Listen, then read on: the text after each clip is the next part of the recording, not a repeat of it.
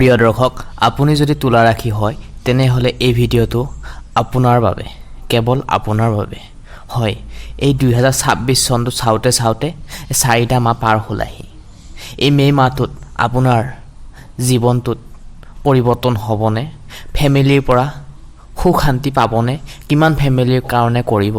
তাৰ পাছতো আপোনাৰ নাম নাই, সেই নামটো আহিবনে? প্ৰেম, ব্যৱসায়, চাকৰি, পৰিয়ালত সুখ শান্তি সকলো ক্ষেত্ৰত আহিবনে? সকলোবোৰ প্ৰশ্নই খুলি আমাৰ মনটো খায়।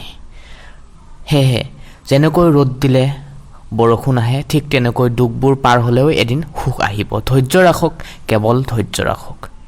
2026 চনৰ মে' মাহটোত তুলা ৰাশিৰ জাতক জাতিকাসকলৰ সম্পূৰ্ণ ৰাশিফল অথবা ভাগ্যফল। আহকচোন ভিডিঅ'টো পলম নকৰি আমি আৰম্ভণি কৰোঁ।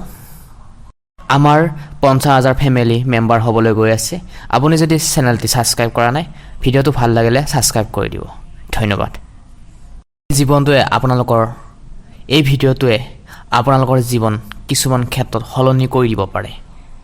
এই মে' মাহটোত এনেকুৱা ধৰণৰ ঘটনা ঘটিবলৈ গৈ আছে, যিটো ঘটনা শুনিলে আপোনাৰ কপাল ফুলি যাব পাৰে। প্ৰেমৰ ক্ষেত্ৰত, ধনৰ ক্ষেত্ৰত আৰু কেৰিয়াৰৰ ক্ষেত্ৰত ডাঙৰ পৰিৱৰ্তন হ'বলৈ গৈ আছে। ভিডিঅ'টোৰ মাজভাগত জনাম বিশেষ টিপছ, সেয়েহে ভিডিঅ'টো আৰম্ভণিৰ পৰা শেষলৈ চাওক। মাহটোত আৰম্ভণিতে প্ৰেমৰ আপোনালোকৰ মিঠা সুন্দৰভাৱে অনুভৱ কৰিব পাৰিব, বিশেষকৈ লাভ ৰিলেশ্যনশ্বিপত। যিসকল অবিবাহিত তেওঁলোকৰ নতুন বিবাহৰ ক্ষেত্ৰত সুযোগ সুবিধা নামি আহিব পাৰে। বিচৰা ধৰণে জীৱনসংগী লাভ কৰিবলৈ পাৰিব।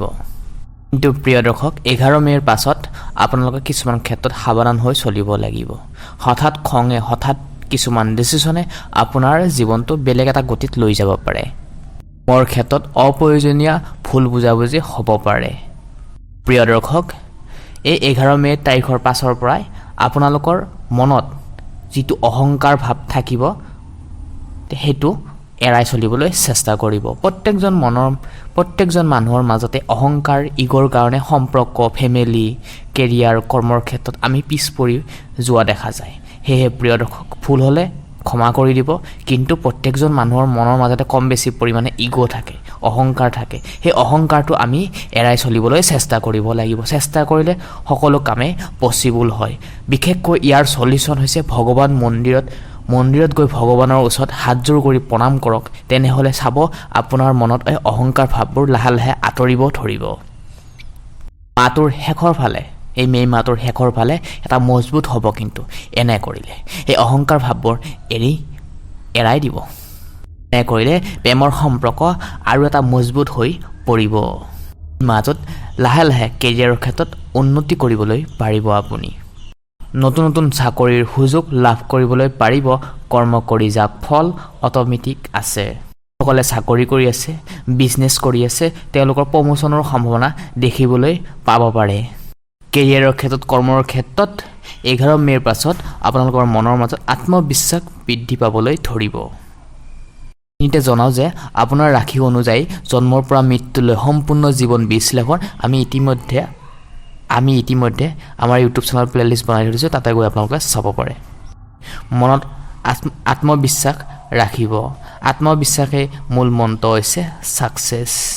নিজৰ মনৰ মাজৰ পৰাই আত্মবিশ্বাস কেতিয়াও হেৰাবলৈ নিদিব। দৰ্শক, ধনৰ ক্ষেত্ৰত এই মাহটো মধ্যম ফলাফল দেখিবলৈ পোৱা যায়।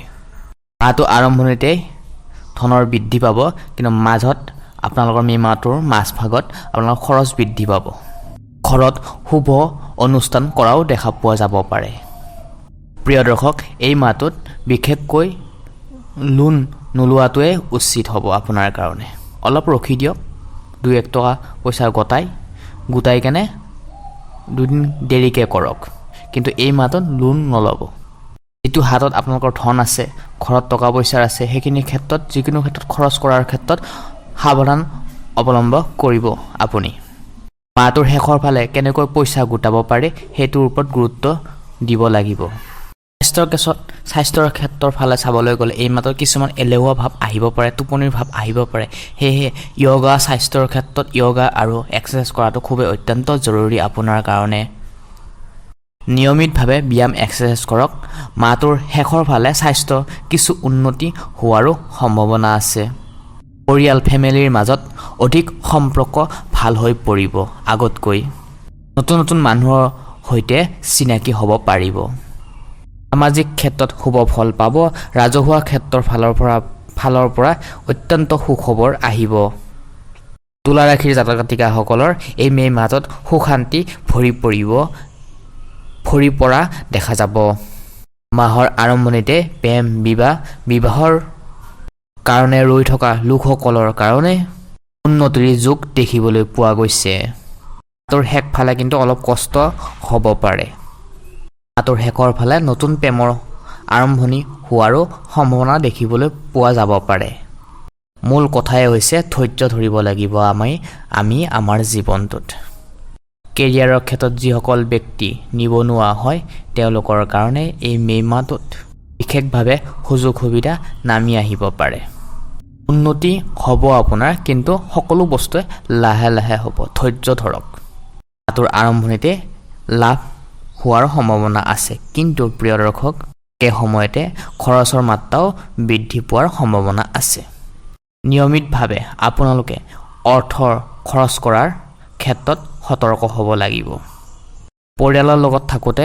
আপোনালোকৰ পৰিয়ালৰ ফালৰ পৰা আন্তৰিকতা বৃদ্ধি পোৱাৰ সম্ভাৱনা দেখিবলৈ পোৱা যাব পাৰে বন্ধুবৰ্গৰ লগত থাকোঁতে আপোনালোকৰ অনুকূল প্ৰভাৱ পৰিব পাৰে প্ৰিয় দৰ্শক এইখিনিতে জনাওঁ যে আপোনাৰ ৰাশি অনুযায়ী সম্পূৰ্ণ জীৱন বিশ্লেষণ ইতিমধ্যে আমাৰ ইউটিউব চেনেল প্লেলিষ্ট বনাই থৈছোঁ তাতে গৈ আপোনালোকে চাব পাৰে নহ'লে আপোনালোকৰ ঘৰৰ সদস্য মানুহৰ ৰাশি অনুযায়ী চাব পাৰে এই মাহটোত বিশেষকৈ তুলা ৰাশিৰ জাতক জাতিকাসকলৰ কাৰণে ছ'চিয়েল লাইফ উন্নত হৈ পৰিব নতুন নতুন মানুহৰ লগত লেনদেন কৰাৰ ক্ষেত্ৰত বিজনেছৰ ক্ষেত্ৰত আগবাঢ়িবলৈ পাৰিব সন্তানৰ ক্ষেত্ৰত অধিক মাত্ৰা খৰচ যাতে নিয়ন্ত্ৰণ নহয় তাৰ ওপৰতো ধ্যান ৰখাটো আপোনাৰ কাৰণে অত্যন্ত দৰকাৰ এই মাহটোত ভ্ৰমণ কৰিবলৈ বিচাৰিলে কৰিবলৈ পাৰিব শিক্ষাৰ ক্ষেত্ৰত যিমান পাৰে আপোনালোকে এই মাহটোত মনোযোগ দিব সিমানেই ফল পাব আপুনি আৰু অলপ উন্নতি ফলাফল দেখিবলৈ পোৱা যাব সেয়েহে কৰ্ম কৰি যাওক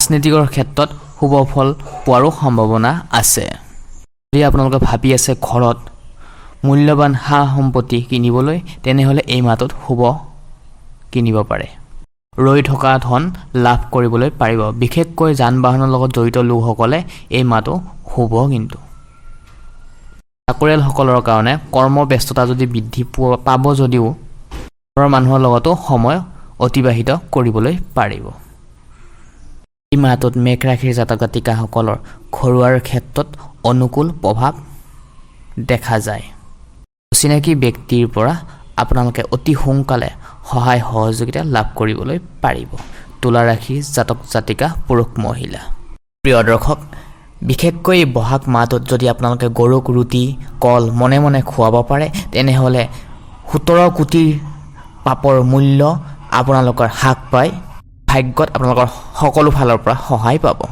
পাৰিলে প্ৰিয় দৰ্শক এই মাহটোত বেগুনীয়া বস্ত্ৰ পৰিধান কৰি দুখীয়া শ্ৰেণীৰ মানুহক দান কৰিবলৈ খুব চেষ্টা কৰিব বিশেষকৈ শুক্ৰবাৰ দিনটোত প্ৰিয় দৰ্শক তেনেহ'লে এই 2026 চনৰ মে মাহটোত আপোনাৰ লগতে আপোনাৰ পৰিয়ালটোৰ মংগল হওক সুখ শান্তি আহিবলগীয়া ঘৰ অনুষ্ঠানবোৰ ভালধৰণে পাৰ হওক তাৰে কামনা কৰিছোঁ ভাল পালে চেনেলটি ছাবস্ক্ৰাইব কৰি থ'বলৈ একেবাৰে নাপাহৰিব পুনৰ লগ পোৱাৰ আশাৰে আজি এই গুৰুত্বপূৰ্ণ ভিডিঅ'টোৰ পৰা আমি বিদায় লৈছোঁ ধন্যবাদ ওম নমঃ শিৱায়